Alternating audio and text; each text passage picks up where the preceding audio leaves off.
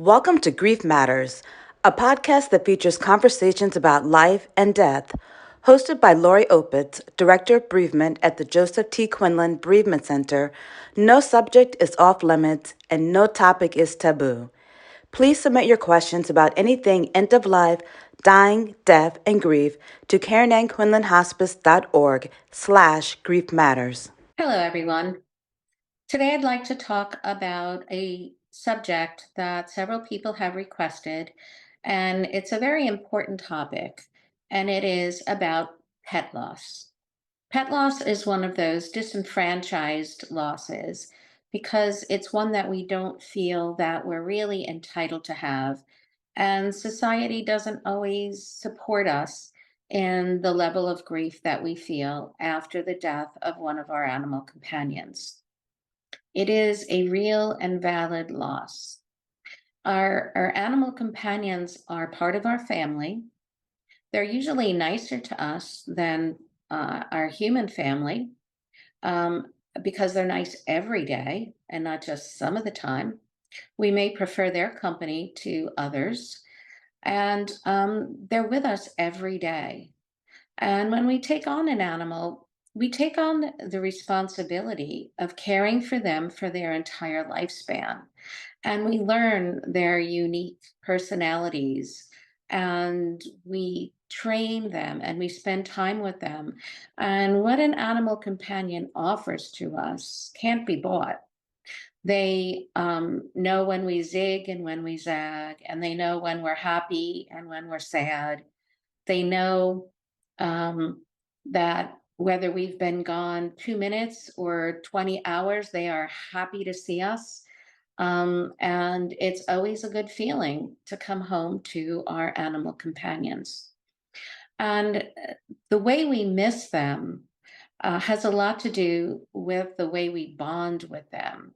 And there are three types of bonding that occurs with animal companions.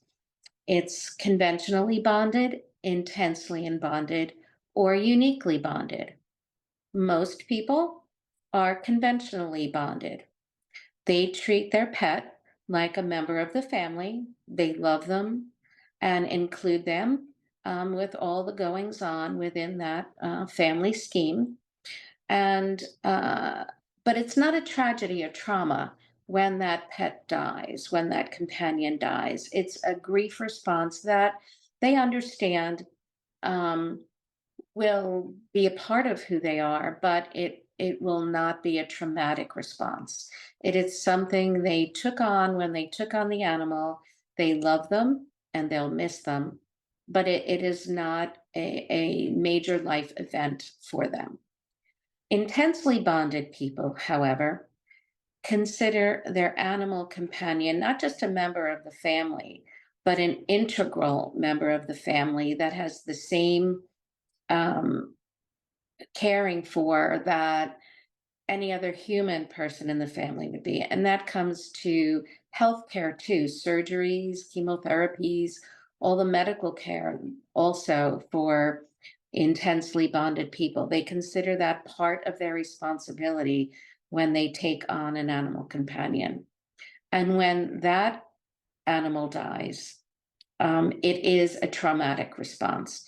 It is a deeper grief because of the level of bonding they had. It makes sense. Those who are uniquely bonded are the most deeply bonded and intensely wounded at the death of their pet. They may prefer their pet's companion to human's companionship. They may feel that that animal is their surrogate child and their soulmate. And so when that companion dies, it really disrupts their life. And the grief response will reflect that level of bonding because the deeper the love, the deeper the grief, just as it is for human loss. The grief response remains the same. And you will hear that people will say, well, it was just a pet. Just get another cat, just get another dog. Or if you cry for too long, oh, you're just being too emotional. My personal favorite, not.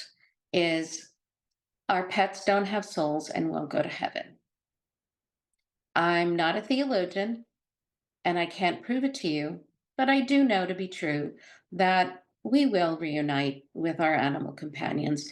There is a heaven, and we will be there together. That sounds like a God plan to me, and that's what I believe.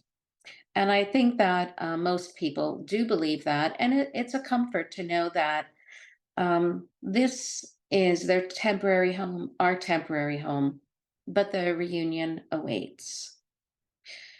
When it comes to responding in grief to the loss of a pet, we may feel a little embarrassed or like we might be being silly if we want a memorial for them, or we get a memorial tattoo, or we get their cremains put in a pendant and wear it around our neck.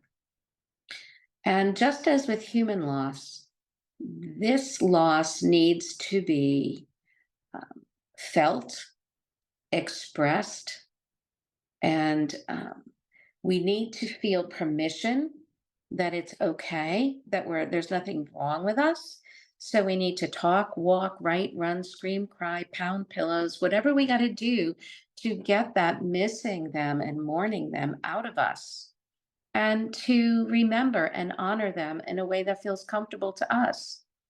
For some of us, just a framed picture on the mantle and sharing memories is enough. For others, we need to do more. And we need to check in with ourselves to say, what does my heart need right now? I may need to stay home from work for a few days. I just don't think I can focus or concentrate. In fact, I'm not sure how quickly my focus is going to return because every time I leave the house or come home, I'm impacted by the absence of this animal because this animal was a part of my daily world. So, however you feel and however you respond, remember that it's uniquely yours based on the level of love and connection, attention and love that you offer to your animal companion. As always, thank you for listening because grief matters.